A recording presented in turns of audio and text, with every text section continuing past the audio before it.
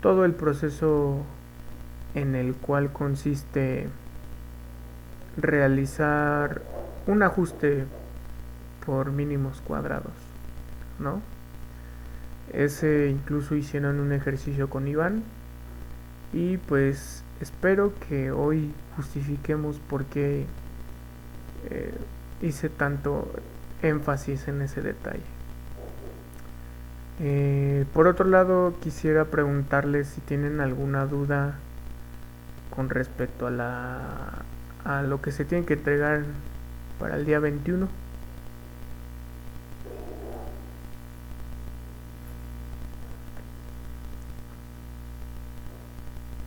Todo, la mayoría de los que están aquí entregaron algo, han entregado sus tareas, no tienen nada pendiente.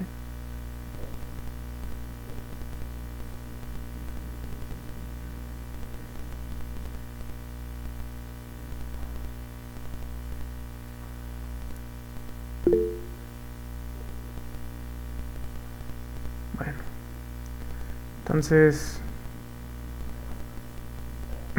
ok, pues sí, estamos esperando a que entreguen la gente que le hace falta. Y bueno, pues somos poquitas personas. Eh, bueno, yo creo que vamos a empezar. Ya empecé la grabación. Entonces, la sesión de hoy eh, va a ser puramente teórica. Vamos a ver una presentación. No vamos a programar hasta la siguiente sesión, que al parecer va a ser hasta el jueves. ¿Me confirman? Ok, Sí, llegó un correo con el comunicado de que si mañana hay paro. ok. Bueno, entonces hoy tenemos sesión, mañana no tenemos sesión y el jueves este reactivamos nuestra sesión, nuestras sesiones y vamos a ver una parte práctica de cómo se crea una red neuronal utilizando pues las herramientas más básicas de Python para poder lograrlo. Entonces, pues les comparto pantalla. Eh, uh-huh. A ver, por alguna extraña razón no les puedo compartir. Aquí está. Entonces ya ven la presentación. Sí, Ok, excelente. Entonces vamos a empezar con qué son las redes neuronales. Bueno, las redes neuronales tienen pues varias definiciones y contextos, ¿no? Entonces una red neuronal se puede decir que son objetos matemáticos que modelan de una manera muy cercana a las redes neuronales humanas. Y de hecho las redes neuronales están basadas en, pues, en modelos eh, biológicos de la neurona, ¿no? Entonces primero lo que se hizo fue hacer investigaciones en torno a la neurona y una vez que se hizo un estudio pues exhaustivo de cómo funcionaban las neuronas de nuestro cerebro, a partir de ahí nosotros pudimos deducir pues el funcionamiento de las redes, bueno, abstraer el funcionamiento de las neuronas y a partir de ahí se realizaron una modelación de estos eh, de, pues de toda la estructura biológica, y entonces por fin nosotros tenemos un representante teórico, y eso es justamente lo que nosotros denominamos una red neuronal, que es un conjunto de neuronas. Entonces, más o menos, esto es una definición un poco escueta, pero también una vez que nosotros ya sintetizamos toda la información del funcionamiento de una neurona, se puede entender desde el punto de vista una red neuronal como utilizando teoría de gráficas, ¿no? Entonces, en teoría de gráficas, si ustedes han tocado un poquito de ese tema, pues normalmente se tienen vértices, aristas, ¿no? Y bueno, hay otros elementos que son los nodos. ¿Y cómo es que estos vértices se están relacionando unos con respecto a los otros? Entonces, pues nosotros, o sea, la teoría de gráficas es demasiado amplia. Entonces, particularmente, una red neuronal se puede sintetizar utilizando teoría de gráficas. Pero no solamente eso, también se puede ver una red neuronal como un sistema dinámico. Entonces, bajo ciertas condiciones, normalmente las redes neuronales recurrentes son las que se suelen entender como un sistema dinámico. ¿Ok? Y entonces, bueno, ¿cómo se crearon estos modelos matemáticos? En sí, pues las neuronas tienen una estructura, bueno, ciertas estructuras que se pueden ver de la siguiente forma. Entonces, pues la señal llega, que son pues tal cual flujos de electrones, y los flujos de electrones no son más que corriente eléctrica, y esta corriente lo que hace es entrar en los, pues digamos que las conexiones de entrada, que son las dendritas, ¿no? Estas dendritas entran a través directamente al núcleo de la neurona, y es ahí donde pues se hace un procesamiento de ese pulso eléctrico, ¿no? Estamos pensando el pulso eléctrico de que es una corriente que dura un pequeño lapso de tiempo, y una vez que atraviesa ese núcleo, todo esas diferentes señales, porque no solamente viene de un solo lado, puede venir de diferentes lados, que tiene que ver con el origen en donde están conectadas las dendritas, y después todo esta conjunto, o más bien esta corriente o este pulso eléctrico, después de atravesar el núcleo, sale por medio del axón, y posteriormente termina saliendo la señal, que podría ser otro pulso eléctrico, que puede ser muy parecido a las que entraron, al pulso eléctrico entrante, pero en realidad puede ser un poquito menor, o en sí puede ser completamente distinto, ¿no? Y entonces eso es una señal de salida, y pues las terminales del axón pues tienen diferentes destinos, ¿no? Tienen diferentes destinos en donde puede llegar esa señal. Y bueno, basándonos en esta figura, nosotros podemos hacer la sintetización de pues este funcionamiento. En este caso, lo que estaríamos representando como dendritas es justamente estos datos que le vamos a llamar datos de entrada. ¿Ok? Aquí nosotros vamos a tener unas Ws, y esas Ws lo que se les van a llamar son pesos, ¿no? Y esos pesos tienen que ver con qué tan importante es la señal que está ingresando en este caso a nuestra neurona artificial, ¿no? Entonces, hay pesos que van a tener un valor más alto y hay otros pesos que van a tener un valor muchísimo más bajo, y ese peso va a depender de qué tan importante es, en este caso, pensando como la dendrita, ¿no?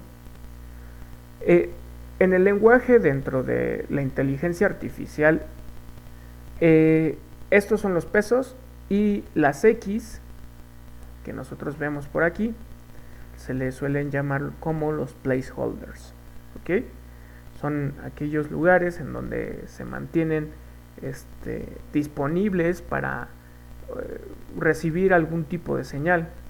De alguna manera, así como nosotros en matemáticas podemos ver como una variable, en sí es una variable estas X, pero lo que está sucediendo es que están representando la señal que va ingresando a la red neuronal, ¿ok?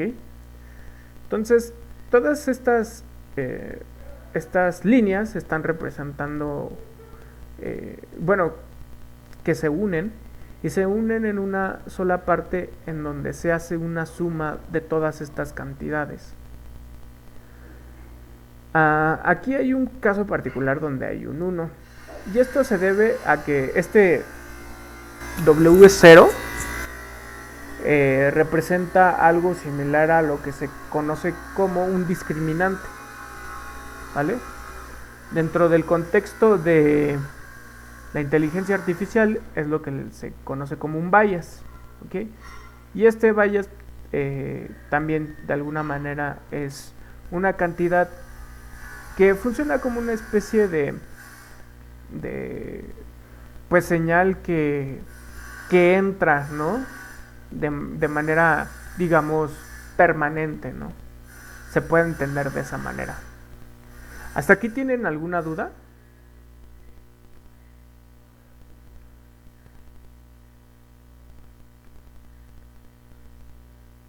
¿Tienen alguna duda con respecto a la estructura de una red más bien de una neurona, ¿no? Porque todavía no es una red neuronal, es una neurona en donde simplemente tenemos datos de entrada y que en realidad apenas estamos sumando todos los datos de entrada. Entonces, ¿todo bien? Entonces, ¿sí les quedó claro qué son los placeholders? ¿Qué son los pesos? O sea, placeholder es como una especie de lugares en donde se mantiene como lugar que como que guarda información, ¿no? Pero bueno, así es la literatura de la inteligencia artificial, y es la manera en como lo nombran, ¿no? Las W son weights, ¿no? Los pesos. Y ya después viene la parte de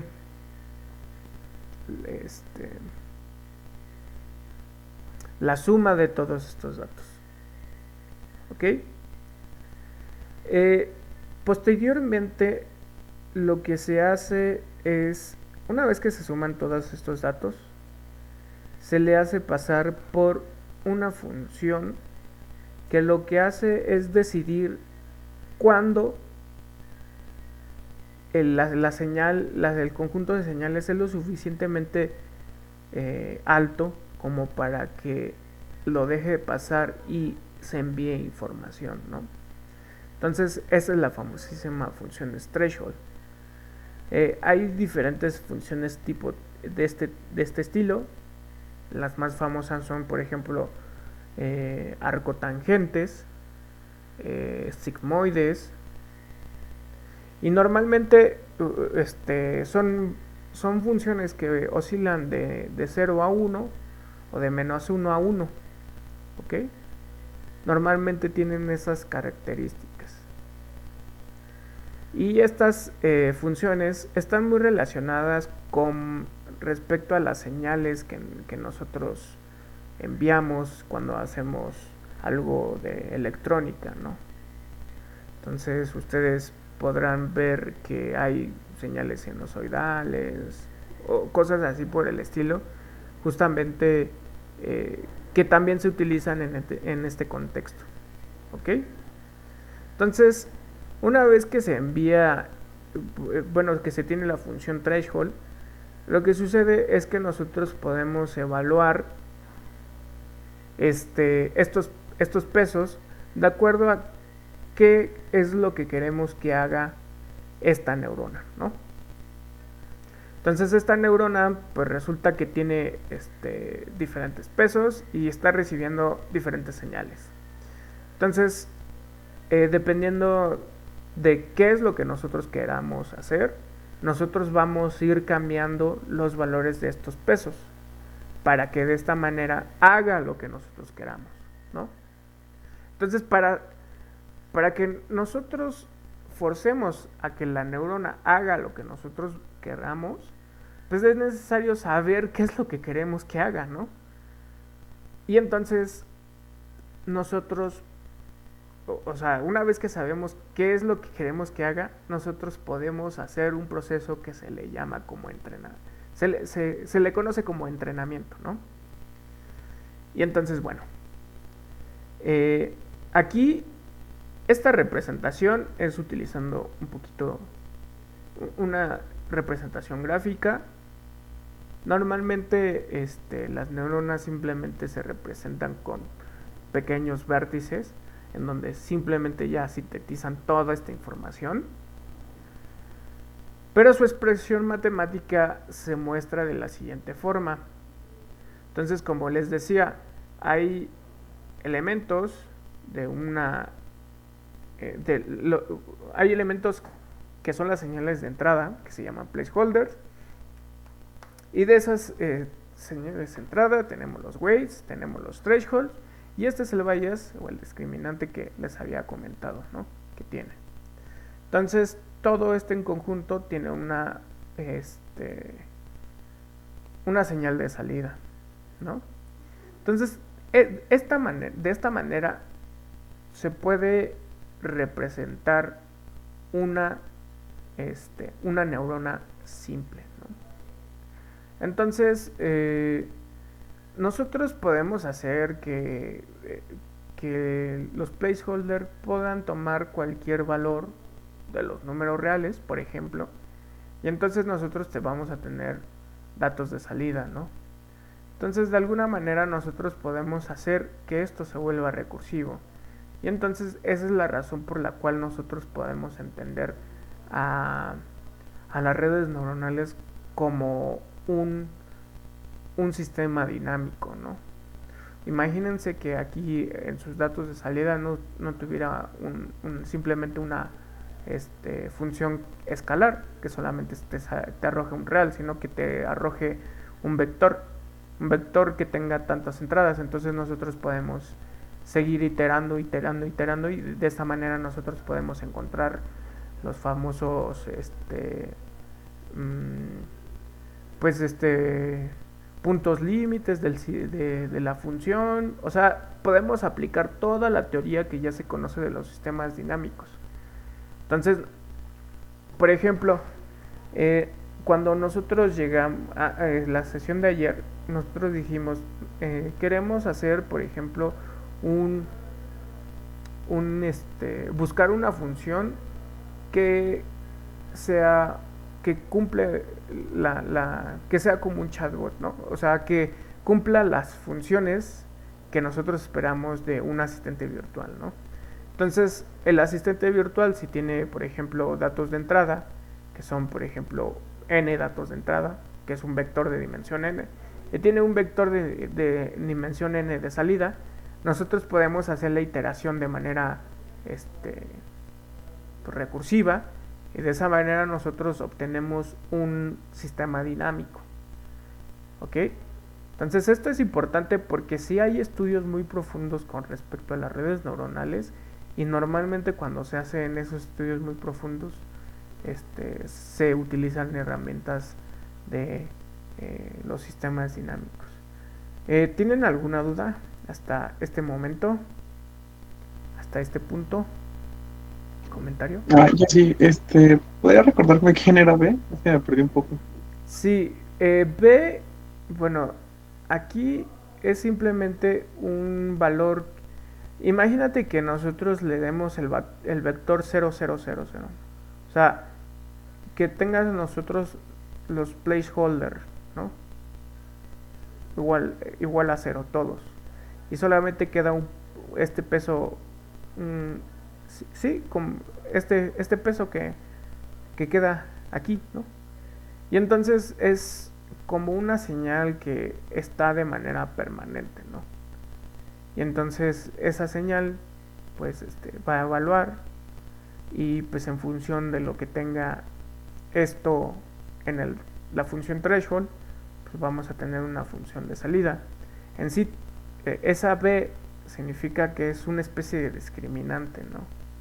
O sea, por ejemplo, imagínate que nosotros lo que queremos es que la neurona este, esté funcionando, ¿no? Que nos esté enviando una señal, por ejemplo, un 1, ¿no? Que nos esté enviando un encendido de manera continua.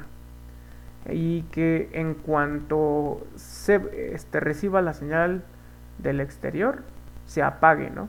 Entonces de esa manera nosotros podemos usar esa B, ¿ok? Hay muchas otras funcionalidades que puede tener esa B, pero pues normalmente es esa. Y en algunos casos pues se puede pensar simplemente como un peso más, nada más que no depende directamente de los valores, de los placeholders, ¿no? De las señales de entrada. ¿Ok? ¿Quedó claro la respuesta? ¿O quedó Sí, es confuso? que como había visto en la diapositiva anterior, B sub I, pensé que B era como la suma de todas esas B sub I o algo por No, el no, no. estilo. Bueno, de hecho sí puede haber varios discriminantes, pero realmente este pues es, o sea, en este caso particular es, o sea, si hubiera varios, si los sumas todos, pues nada más es como si, o sea, sería redundante, ¿no? En cambio, cuando nosotros tenemos varias neuronas, ahí sí se tendrían un discriminante por cada neurona, ¿no? Eso ya lo iremos viendo más adelante, ¿ok? Vale, Entonces, bueno, espero que hasta este punto todo quede claro. Y bueno, como les decía, nosotros queremos hacer que nuestras neuronas hagan lo que nosotros querramos, ¿ok? Entonces, para hacer eso, nosotros construimos algo que se conoce como la función de costo, ¿no? Y entonces, una función de costo resulta que es una función que mide, bueno, que varía en función de los pesos. Pero para construirla nosotros necesariamente tenemos que darle información a la red neuronal de qué es lo que queremos que haga. Y entonces nosotros debemos de regular esos pesos de tal forma que al momento o sea, la función de costo, para construirla necesitamos decirle a la neurona qué es lo que nosotros queremos que haga. ¿Ok? Eso es el primero. Entonces, ya que le decimos, para eso nos genera una función de costo que únicamente va a depender de los pesos. Y entonces nosotros vamos a tratar de mover esos pesos de la función de costo de tal forma que aprendan lo que nosotros queremos que haga. Y para lograr eso se hace un proceso de minimización. O sea, se hace así como en cálculo 2 o cálculo 1, a finales de cálculo 1 encontraron el máximo y el mínimo, y entonces buscando el máximo y el mínimo podían decir ciertas eh, cualidades, ¿no? Así como por ejemplo también en cálculo 3, si les tocó, sacaron pues la manera de maximizar una función, ¿no? Entonces, en este caso, lo que nosotros buscamos es buscar minimizar la función de costo para que de esta manera la solución, bueno, los puntos que minimicen esta función son justamente van a ser los pesos que van a garantizar que han aprendido la información que nosotros queremos que aprendan. ¿Ok?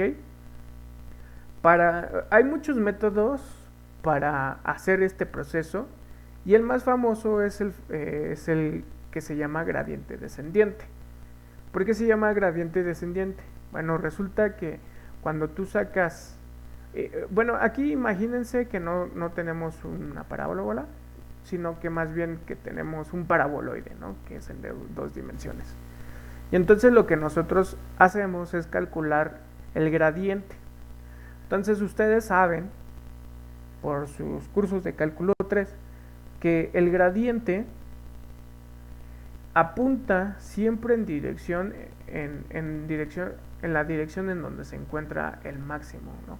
En donde hay un máximo crecimiento. Entonces, si nosotros nos vamos a la dirección contraria, que es multiplicarlo por un signo, por el signo negativo, pues nos va a llevar al punto en donde se encuentran los mínimos. Ajá.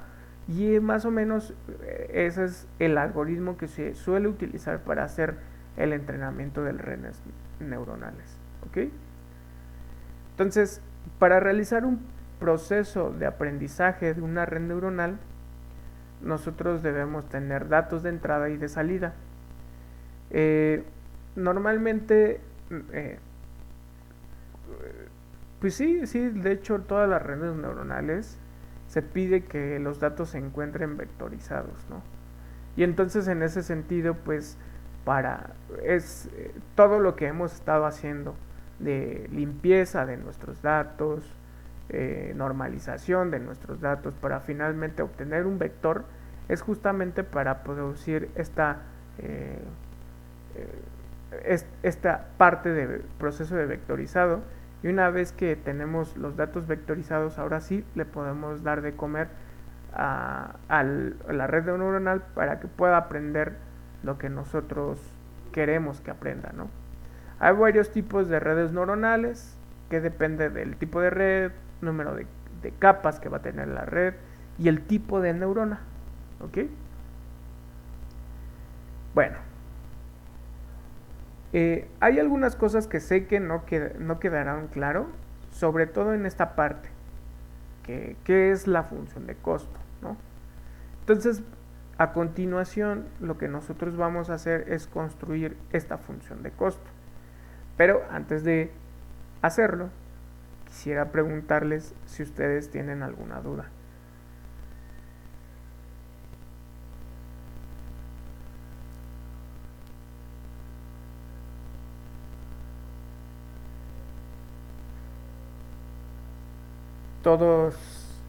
A todos les queda claro los conceptos que hemos abordado, el objetivo que queremos,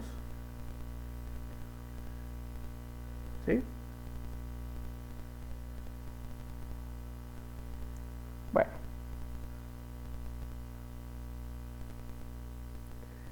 ahí voy. Entonces, aquí tenemos una no, sí, tenemos una entrada, ok, aquí tenemos una neurona, en sí tenemos una red neuronal, ¿no? Entonces aquí estos son nuestros placeholder y entonces cuando nosotros decimos que nosotros queremos hacer que nuestra neurona o red neuronal haga lo que nosotros queramos, significa que nosotros ya tenemos nuestros datos de entrada y de salida. Normalmente a los datos de entrada, los datos de salida, le dicen las etiquetas, ¿no? Y a este conjunto de los datos de entrada y de salida se le conocen como features, ¿no? Las características ¿no? Entonces, lo que nosotros hacemos es que nosotros le damos de comer esta información a la red neuronal, calculamos, nosotros elegimos pesos de manera aleatoria, decimos, pues vamos a elegir unos pesos cualquiera, ¿no? Porque pues simplemente queremos calcular estas zetas, ¿no? Entonces le damos unos pesos cualquiera y entonces calculamos esas zetas que se ve reflejada directamente aquí. Aquí es donde se ha sustituido esas XY y nosotros le restamos las YIs, ¿no? Que son las famosísimas etiquetas. Y lo que hacemos es calcular las distancias cuadráticas, ¿vale? Aquí aparece un BJ que pues, o sea, puede estar o puede que no esté. Si está, pues simplemente se va a tratar como un peso más, ¿no? Pero finalmente aquí lo que se está haciendo es que si nosotros tenemos estos datos de salida, nosotros queremos saber qué tanto se aleja este cálculo con respecto al dato que nosotros nos interesa. Entonces, la configuración ideal de los pesos y los vallas van a ser tales que toda esta cantidad se haga cero, ¿no? Esa sería la ideal, ¿no? Pero pues seamos honestos, no necesariamente vamos a encontrar ese punto, más que nada porque puede existir que nuestra red neuronal, pues hay cosas que no puede aprender, ¿no?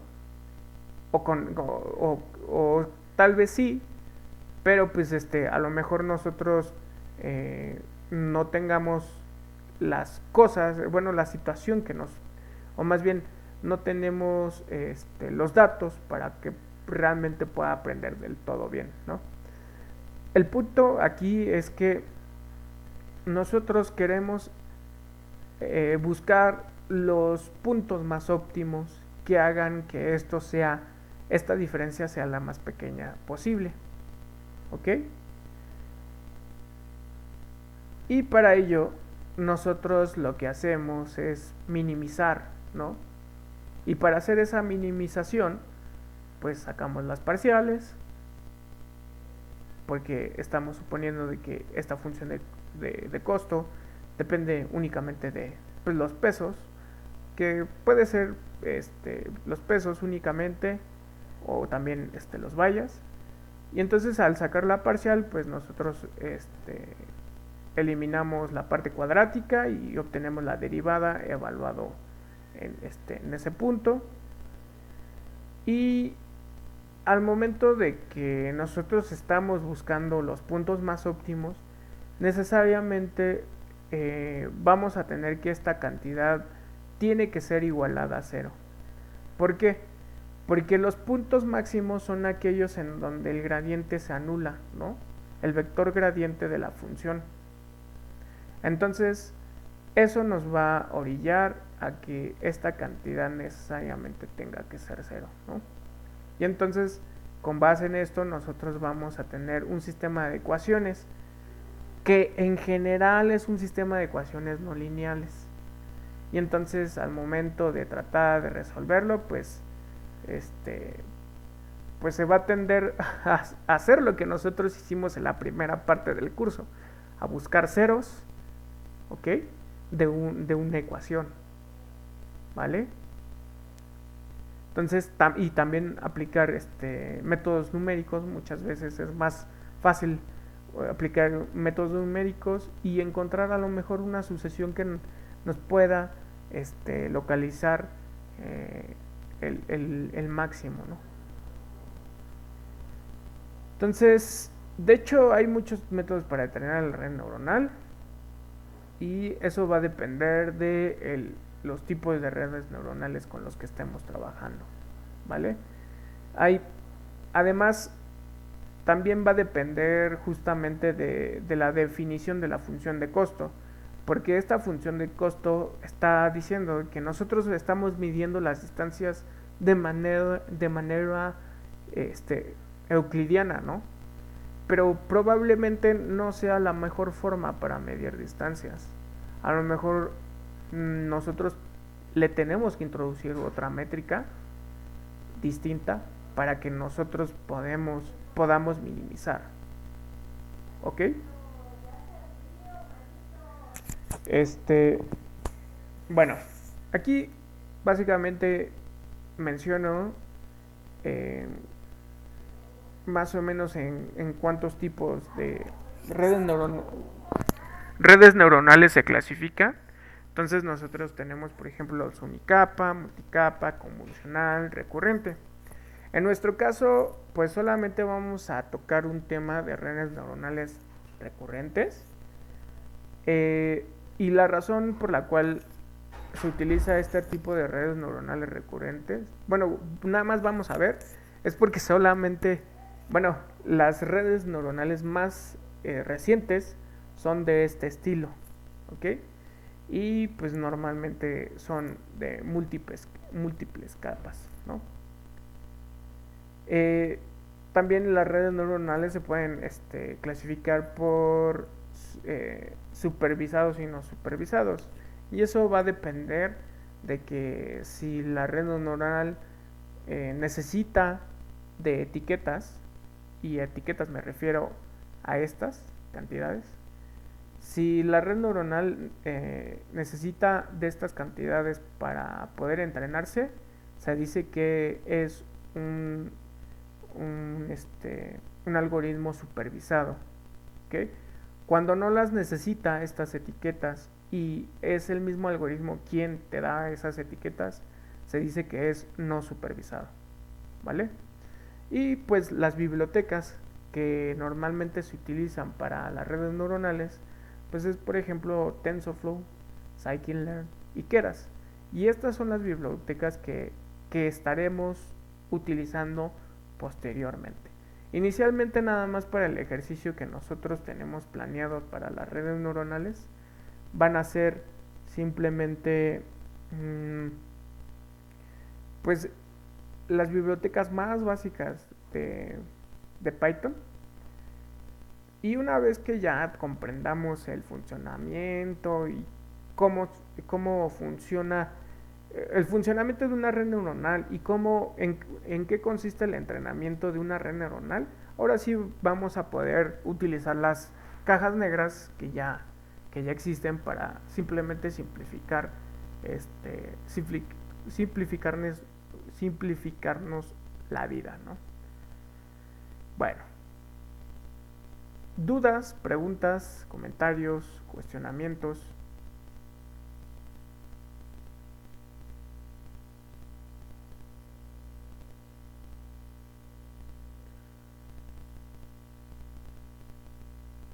Bueno, entonces, a ver, les comparto ahora lo siguiente. Esto va a ser muy breve, es un pequeño ejercicio. En la siguiente sesión profundizaremos un poquito más, de manera ya práctica. Y entonces aquí nosotros tenemos un dataset. Tenemos nuestros vectores, ¿ok? Bueno, esos son nuestros datos de entrada y estos son nuestros datos de salida, nuestras Y, ¿no? Y en este caso tengo una neurona que tiene esta estructura, ¿no? Sí, bueno, una vez que ya le metemos estos datos aquí, construimos la función de costo, que justamente van a ser estas diferencias. Nosotros aquí metemos nuestros datos y calculamos las diferencias entre cada una de esas entradas. Y nosotros lo que hacemos es, por ejemplo, calcular las parciales. Entonces aquí yo calculo la parcial con respecto a este peso. Entonces aquí primero el 2 se elimina aquí al sacar la parcial y después la parcial entra sobre esta parte de la función. Y entonces resulta que queda de esta manera con esta suma. ¿Ok? Y entonces cuando lo reestructuramos todo esto, aquí viene toda la deducción, las ecuaciones quedan de esta forma. ¿Ok? En donde en este caso las incógnitas son los pesos que ahí aparecen. ¿Ok? Y entonces resulta que la parcial es igual a esto. Y esto se puede resolver, bueno, se puede replantear el problema simplemente como de su forma matricial. ¿Ok? Y entonces ahora lo que se pide es que estas parciales sean iguales a 0. Y entonces finalmente, al momento de pedirles eso, queda finalmente este sistema de ecuaciones. Y entonces ya que queda este sistema de ecuaciones, pues lo que nosotros hacemos posteriormente es tratar de resolverlo por la regla de Cramer. O sea, es algo que se puede solucionar sin ningún problema. ¿Ok? Este ejercicio completo también se los voy a dejar de tarea para este bloque. No va a ser la tarea para este fin de semana. La tarea para este fin de semana va a ser otra. Pero para este bloque van a tener una tarea similar a esto, para que ustedes ya estén más familiarizados con respecto a esto de las redes neuronales. ¿Ok? Bueno.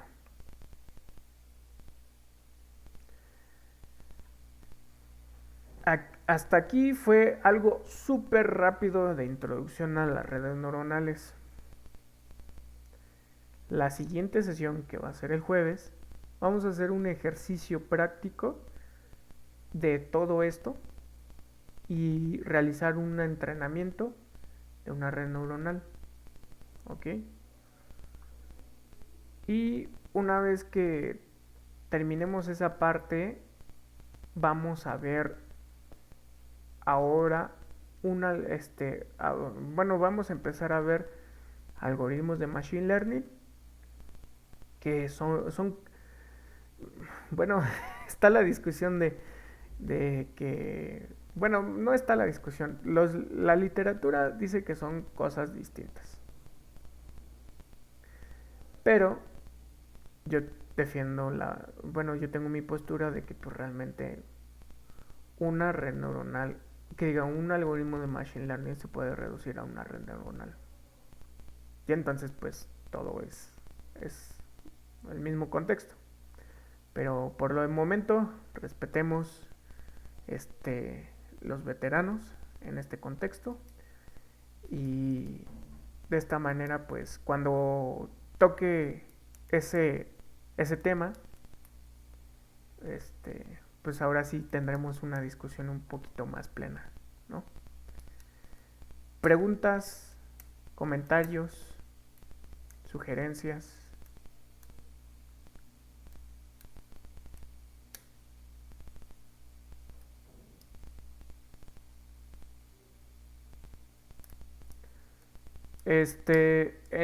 En este punto pueden utilizar las dos referencias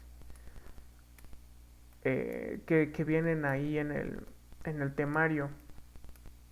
Sí, de hecho, a ver, la referencia aquí la tengo. Hay varias referencias. Déjenme compartir pantalla.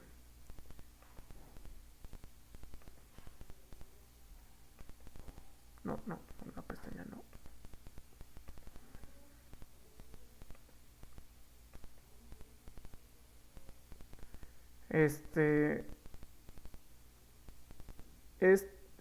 A ver, vamos. Bueno, este es de Random Forest.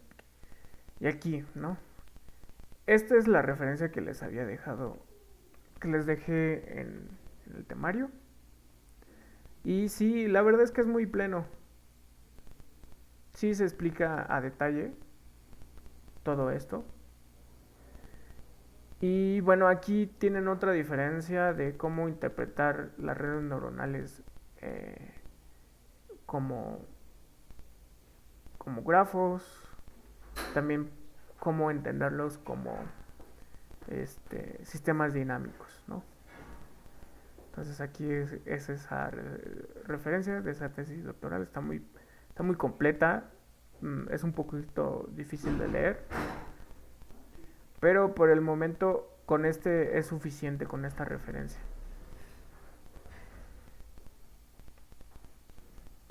A ver, se las paso, déjenla copia.